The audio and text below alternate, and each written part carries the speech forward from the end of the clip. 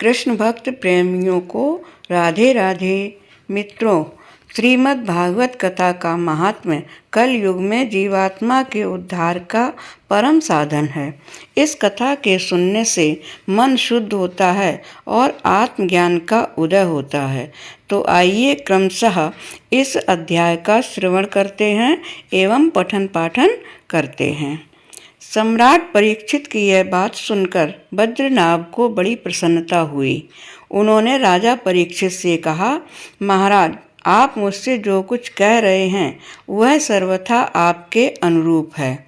आपके पिता ने भी मुझे धनुर्वेद की शिक्षा देकर मेरा महान उपकार किया है, इसलिए मुझे किसी बात की तनिक भी चिंता नहीं, क्योंकि उनकी कृपा से मैं क्षत्रियोचित शूरवीरता से भली भांति संपन्न हूँ।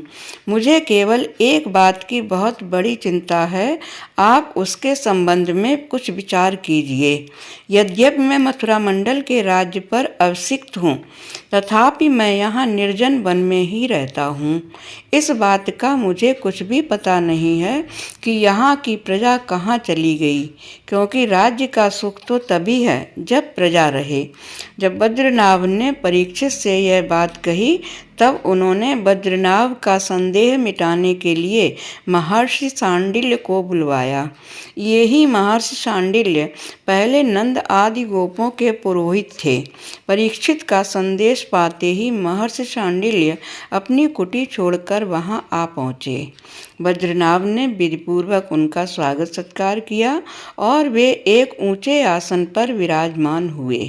राजा परीक्षित ने बद्रीनाथ की बात उन्हें कह सुनाई। इसके बाद महर्षि शांडिल्य बड़ी प्रसन्नता से उनको सांत्वना देते हुए कहने लगे, प्रिय परीक्षित और बद्रीनाथ, मैं तुम लोगों से ब्रज भूमि का रहस्य बतलाता हूँ, तुम दत्त चित्त होकर सुनो। ब्रज शब्द का अर्थ है व्याप्ति। इस ब्रज वचन के अनुसार व्यापक होने के कारण ही इस भूमि का नाम ब्रज पड़ा है।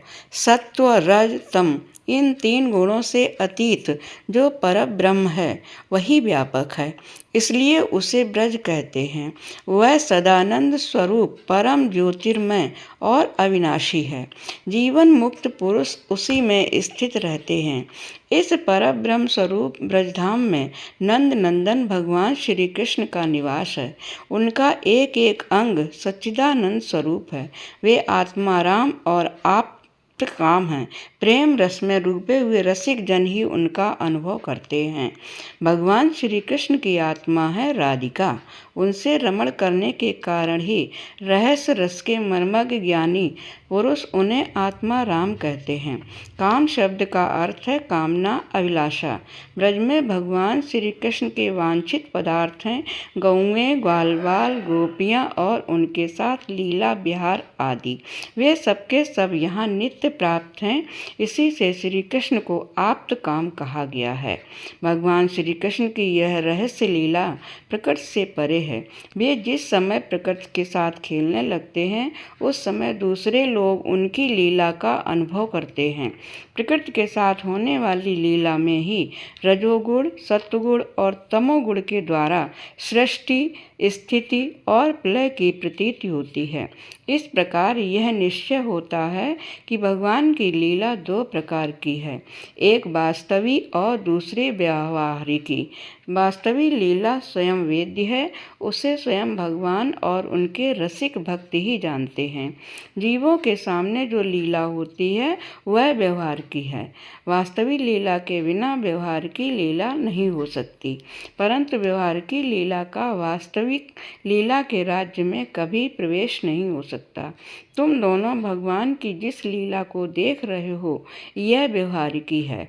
यह पृथ्वी और स्वर्ग आदि लोक इसी लीला के अंतर्गत हैं। इसी पृथ्वी पर यह मथुरा मंडल है।